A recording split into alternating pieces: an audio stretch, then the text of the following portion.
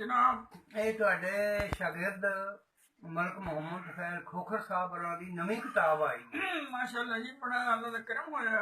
ਇਹਨਾਂ ਦੀ ਕਿਤਾਬ ਦਾ ਨਾਮ ਹੈ ਇਸ਼ਕ ਦੀ ਨਗਰੀ वाह जी वाह क्या प्यारा नाम रखिया जी। ਤੇ ਇਹਨਾਂ ਨੇ ਜਨਾਬ ਆਪਣੇ ਪੀਰੋ ਮੁਰਸ਼ਦ ਵਾਲਦਾ मोहतरमा ਔਰ ਕੌਮੀ ਤਰਾਨੇ ਆਪਣੀਆਂ ਗਜ਼ਲਾਂ ਤੇ ਦੁੱਖਾਂ ਦਰਦਾਂ ਦੀ ਜਿਹੜੀ ਸ਼ਾਇਰੀ ਇਹਨਾਂ ਇਕੱਠੀ ਕਰ ਦਿੱਤੀ। माशाल्लाह ਤੇ माशाल्लाह ਤੁਸੀਂ ਫਰਮਾਓ ਇਹਨਾਂ ਨੂੰ ਆਪਣਾ ਕਲਾਮ ਸੁਣਾਉਣ। बड़ी सादतमंदी है ते इन्हां दी खुशनसीबी है ਛਪ ਗਈ ਕਿਤਾਬ। ते मेरे अल्लाह दी देन है। ਆਹੋ ਜੀ ये गल हर बंदे नूं नसीब नहीं आउंदी।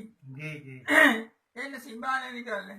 ਜੀ जी जी ते इन्हां दी किताब मैं वेखी है माशाल्लाह बहुत प्यारी लिखी है। जी जी बड़ी मेहनत कीती है हम्म। ते बड़े इहतमाम नाल इन्हां छपवाई है। ते हुण कलाम सुनो। ते हुण इंशाअल्लाह पब्लिक च फैलेगी।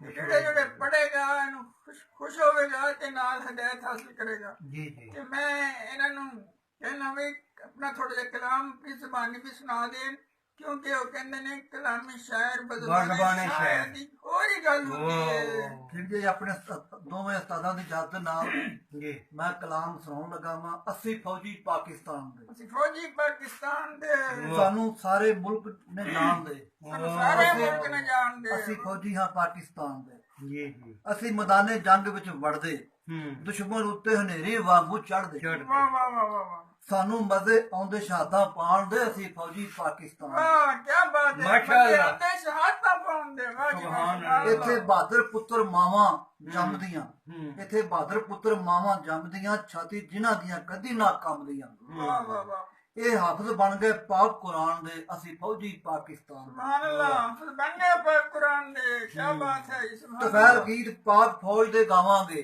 हम्म ਵਤਨ ਲਈ ਸ਼ਹਾਦਤਾਂ ਪਾਵਾਂਗੇ। हम्म। ਪੀਰ ਫਕੀਰ ਮੁਹਾਫਿਜ਼ ਸਾਡੇ ਪਾਕਿਸਤਾਨ ਦੇ, ਅਸੀਂ ਫੌਜੀ ਪਾਕਿਸਤਾਨ। माशाअल्लाह जज़ाकल्लाह जी।